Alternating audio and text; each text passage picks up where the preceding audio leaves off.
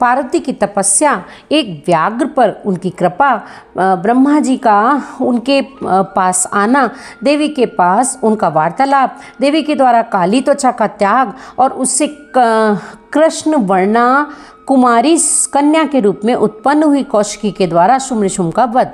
वायुदेव जी कहते हैं कि महर्षियों, तदंतर पतिव्रता माता पार्वती पति की परिक्रमा करके उनके वियोग से होने वाले दुख को विरह किसी तरह रोक कर हिमालय पर्वत पर चली गई। उन्होंने पहले सखियों के साथ जिस स्थान पर तप किया था उस स्थान से उनका प्रेम हो गया था, अतः फिर उसी को उन्होंने तपस्या के लिए चुना। तदंतर माता पिता के घर जा उनका दर्शन और प्रणाम करके उन्हें सब समाचार बताकर उनकी आज्ञा ले उन्होंने सारे आभूषण उतार दिए और फिर तपोवन में जा स्नान के पश्चात तपस्वी का परम पावन वेश धारण करके अत्यंत तीव्र एवं परम दुष्कर तपस्या करने का संकल्प लिया।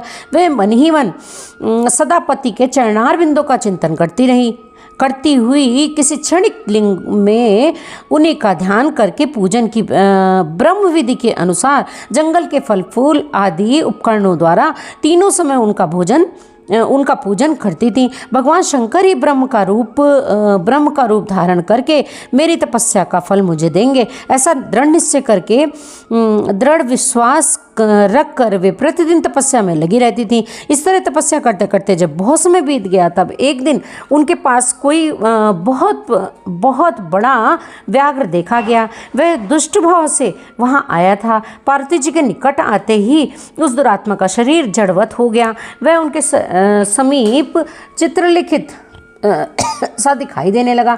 दुष्ट भाव से पास आते हुए उस व्याघ्र को देखकर भी देवी पार्वती साधारण नारी की भांति स्वभाव से विचलित नहीं हुई। उस व्याघ्र के सारे अंग अकड़ गए थे। वह भूख से अत्यंत पीड़ित हो रहा था। यह सोचकर कि यही मेरा भोजन है, निरंतर देवी की ओर ही देख रहा था। देवी के सामने खड़ा खड़ा वह उनकी उपासना सी करने लगा। इधर देवी के हृदय में सदा यही भाव आता था कि यह व्याघ्र मेरा ही उपासक है, दुष्ट जंतुओं से मेरी रक्षा करने वाला है। ये सोचकर वह उस पर कृपा करने लगी। उन्हीं की कृपा से उनके तीनों प्रकार के मल तत्काल नष्ट हो गए। फिर तो उस व्याघ्र को सहसा देवी के स्वरूप का बोध हुआ। उसकी भूख मिट गई और उसके अंगों की जड़ता भी दूर हो गई। साथ ही उसकी जन्मसिद्ध दुष्टता नष्ट हो गई और उसे निरंतर तृप्ति बनी रहने लगी। उस समय उत्कृष्ट रूप से अपनी कृतार्थता का अनुभव करके वह तत्काल भक्त हो गया और उन परमेश्वरी की सेवा करने लगा। अब वह अन्य दुष्ट जंतुओं को खदेड़ता हुआ तपोवन में विचरने लगा। इधर देवी की तपस्या बढ़ी और तीव्र से तीव्र होती चली गई। देवता शुंभ और दैत्यों के दुराग्रह से दुखी हो ब्रह्मा जी की शरण में आ गए। उन्होंने शत्रु पीड़न जनित अपने दुखों को उनसे निवेदन किया। शुंभ और निशुंभ वरदान पाने के घमंड से देवताओं को जैसे तैसे दुख देते थे। वह सब सुनकर ब्रह्मा जी को उन पर बड़ी दया आ गई। उन्होंने दैत्यवध के लिए भगवान शंकर के साथ हुई बातचीत का स्मरण करके देवताओं के साथ देवी के तपोवन को प्रस्थान किया। यहाँ सुरश्रेष्ठ ब्रह्मा ने उत्तम तप में परिनिष्ठित परमेश्वरी पार्वती को देखा। वे संपूर्ण जगत की प्रतिष्ठा सी जान पड़ती थी। अपने श्रीहरि के रुद्रदेव के भी जन्मदाता पिता महामहेश्वर की भार्या आर्या जगन्माता गिरिराज नंदिनी पार्वती जी को ब्रह्मा जी ने प्रणाम किया। देवगणों के साथ ब्रह्मा जी को आया देख देवी ने उनके योग्य अर्घ्य देकर स्वागत आदि के द्वारा उनका सत्कार किया। बदले में उनका भी सत्कार और अभिनंदन करके ब्रह्मा जी अनजान की भांति देवी की तपस्या का कारण पूछने लगे। ब्रह्मा जी बोले, देवी, तीव्र तपस्या के द्वारा आप यहाँ जिस अभीष्ट मनोरथ की सिद्धि करना चाहती हैं, तपस्या के संपूर्ण फलों की सिद्धि तो आपके ही अधीन है। जो समस्त लोगों के स्वामी हैं, उन्हीं परमेश्वर को पति के रूप में पाकर आपने तपस्या का संपूर्ण फल प्राप्त कर लिया है। अथवा वह सारा ही क्रियाकलाप आपका लीला विलास है। परंतु आश्चर्य की बात तो यह है कि आप इतने दिनों से महादेव जी के विरह का कष्ट कैसे सह रही हैं। देवी ने कहा, ब्राह्मण, जब सृष्टि के आदिकाल में महादेव जी से उनकी उत्पत्ति सुनी जाती है, तब समस्त प्रजाओं में प्रथम होने के कारण आप मेरे ज्येष्ठ पुत्र होते हैं। फिर जब प्रजा की वृद्धि के लिए आपके ललाट से भगवान शिव का प्रादुर्भाव हुआ, तब आप मेरे पति के पिता और मेरे ससुर होने के कारण गुरुजनों की कोटि में आ जाते हैं। और जब मैं यह सोचती हूँ कि मैं स्वयं मेरे पिता गिरिराज हिमालय आपके पुत्र हैं, तब आप मेरे साक्षात पिता में लगते हैं, लोक पिता में। इस तरह आप लोक यात्रा के विधाता हैं। अंतःपुर में पति के साथ जो वृतांत घटित हुआ है उसे मैं आपके सामने कैसे कह सकूंगी।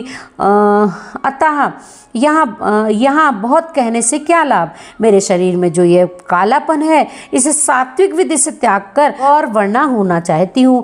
ब्रह्मा जी बोले, देवी, इतने ही प्रयोजन के लिए आपने ऐसा कठोर तप क्यों किया? इसके लिए आपकी इच्छा मात्र ही पर्याप्त नहीं है। ये आपकी एक लीला ही है। जगन्मात आपकी लीला भी लोकहित के लिए भी होती है, अतः आप उसके द्वारा मेरे एक अभीष्ट फल की सिद्धि कीजिए। निशुंभ और शुंभ नामक 2 दैत्य हैं, उनको मैंने वर दे रखा है। इससे उनका घमंड बहुत बढ़ गया है और वे देवताओं को सता रहे हैं। उन दोनों को आपके ही हाथ से मारे जाने का वरदान प्राप्त हुआ है, अतः अब विलंब करने से कोई लाभ नहीं। आप क्षण भर के लिए सुस्थिर हो जाइए। आपके द्वारा जो शक्ति रची या छोड़ी जाएगी, वही उन दोनों के लिए मृत्यु हो जाएगी। ब्रह्मा जी के इस प्रकार प्रार्थना करने पर गिरिजा कुमारी देवी पार्वती सहसा अपने काली त्वचा के आवरण को उतारकर गौरवर्णा हो गई। त्वचा कोश यानी कि काली त्वचा में आवरण रूप से त्यागी गई जो उनकी शक्ति थी, उसका नाम कौशिकी हुआ। वह काले मेघ के समान कांति वाली कृष्णवर्णा कन्या हो गई। देवी की वह मायामयी शक्ति ही योग निंद्रा और वैष्णवी कहलाती है। उसके 8 बड़ी बड़ी भुजाएं थीं। उसने उन हाथों में शंख, चक्र और त्रिशूल आदि आयुध धारण कर रखे थे। उस देवी के 3 रूप हैं, सौम्य, घोर और मिश्र। वह 3 नेत्रों से युक्त थी। उसने मस्तक पर अर्धचंद्र का मुकुट धारण कर रखा था। उसे पुरुष का स्पर्श तथा रति का योग नहीं प्राप्त था और वह अत्यंत सुंदरी थी। देवी ने अपनी इस सनातन शक्ति को ब्रह्मा जी के हाथ में दे दिया। वहीं दैत्य प्रवर शुंभ और निशुंभ का वध करने वाली हुई। उस समय प्रसन्न हुए ब्रह्मा जी ने उस पराशक्ति को सवारी के लिए एक प्रबल सिंह प्रदान किया, जो उसके साथ ही आया था। उस देवी के रहने के लिए ब्रह्मा जी ने विंध्यगिरि पर वास स्थान दिया और यहाँ नाना प्रकार के उपचारों से उनका पूजन किया।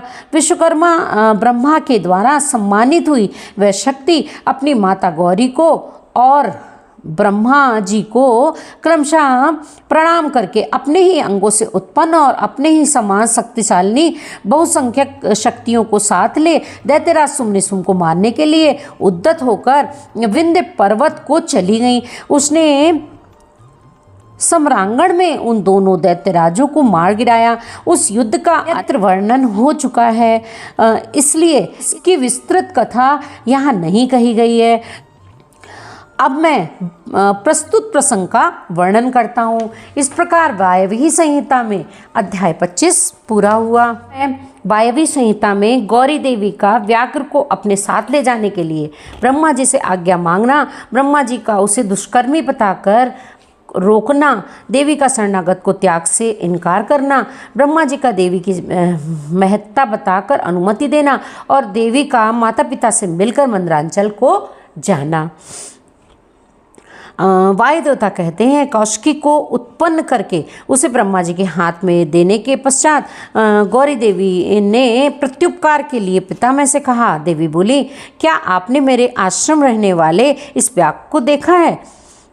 इसने दुष्ट जंतुओं से मेरे तपोवन की रक्षा की है। यह मुझ में अपना मन लगाकर अनन्य भाव से मेरा भजन करता रहा है, अतः उसकी रक्षा के सिवा दूसरा कोई मेरा प्रिय कार्य नहीं है। ये मेरे अंतःपुर में विचरने वाला होगा। भगवान शंकर उसे प्रसन्नतापूर्वक गणेश्वर का पद प्रदान करेंगे। मैं इसे आगे करके सखियों के साथ यहाँ से जाना चाहती हूँ। इसके लिए आप मुझे आज्ञा दें, क्योंकि आप प्रजापति हैं। देवी के ऐसा कहकर उन्हें भोली भाली जान हंसते और मुस्कुराते हुए ब्रह्मा जी उस व्याघ्र की पुरानी क्रूरतापूर्ण करतूतें बताते हुए उसकी दुष्टता का वर्णन करने लगे। ब्रह्मा जी ने कहा, देवी, कहाँ तो पशुओं में क्रूर व्याघ्र और कहाँ ये आपकी मंगलमयी कृपा। आप विषधर सर्प के मुख में साक्षात अमृत क्यों सींच रही हैं? ये केवल व्याघ्र के रूप में रहने वाला कोई दुष्ट निशाचर है। इसने बहुत सी गौवों और तपस्वी ब्राह्मणों को खा डाला है। यह उन सबको इच्छानुसार तप देता हुआ मनमाना रूप धारण करके विचरता है, अतः इसे अपने पाप कर्म का फल अवश्य भोगना चाहिए। ऐसे दुष्टों पर आपको कृपा करने की आवश्यकता नहीं है। इस स्वभाव से ही कलुषित चित्त वाले दुष्ट जीव से देवी को क्या काम है? देवी बोली, आपने जो कुछ कहा है वह सब ठीक है, यह ऐसा ही सही, तथापि मेरी शरण में आ गया है, अतः मुझे इसका त्याग नहीं करना चाहिए। ब्रह्मा जी ने कहा, देख, इसकी आपके प्रति भक्ति है। इस बात को जाने बिना ही मैंने आपके समक्ष इसके पूर्व चरित्र का वर्णन किया है। यदि इसके भीतर भक्ति है तो पहले के पापों से इसका क्या बिगड़ने वाला है? क्योंकि आप भक्त का कभी नाश नहीं होता। जो आपकी आज्ञा का पालन नहीं करता वह पुण्य कर्मा होकर भी क्या करेगा? देवी, आप ही अजन्मा, बुद्धिमती, पुरातन शक्ति और परमेश्वरी हैं। सबके बंध और मोक्ष की व्यवस्था आपके ही अधीन है। आपके सिवा पराशक्ति कौन है? आपके बिना किसको कर्म जनित सिद्धि प्राप्त हो सकती है? आप ही असंख्य रुद्रों की विविध शक्ति हैं। शक्ति रहित कर्ता काम करने में कौन सी सफलता प्राप्त करेगा?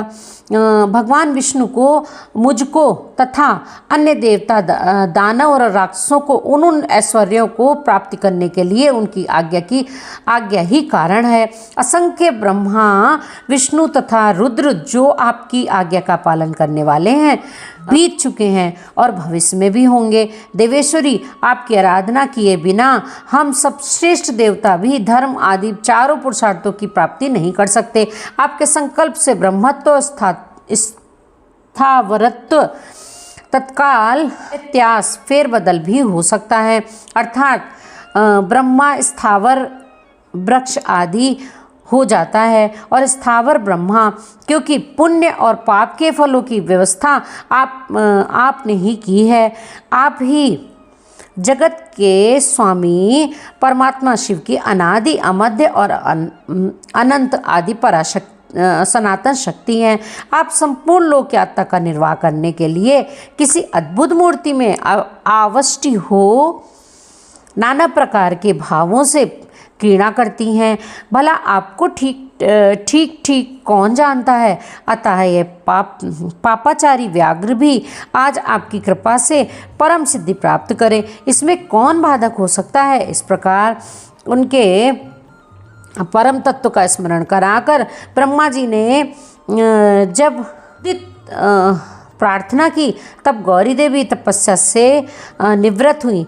तदंतर देवी की आज्ञा लेकर ब्रह्मा जी अंतर्ध्यान हो गए। फिर देवी ने अपने वियोग को ना सह सकने के कारण माता पिता मैना और हिमवान का दर्शन करके उन्हें प्रणाम किया तथा उन्हें नाना प्रकार से आश्वासन दिया। इसके बाद देवी ने तपस्या के प्रेमी तपोवन के वृक्ष को देखा।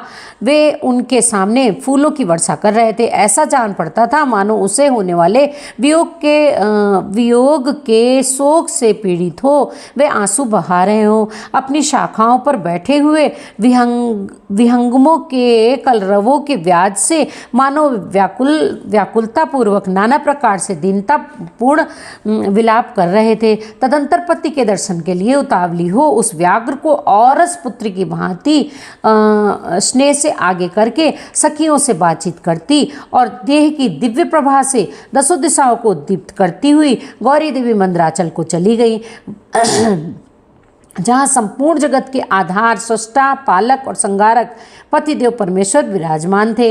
इस प्रकार 26 पूरा हुआ।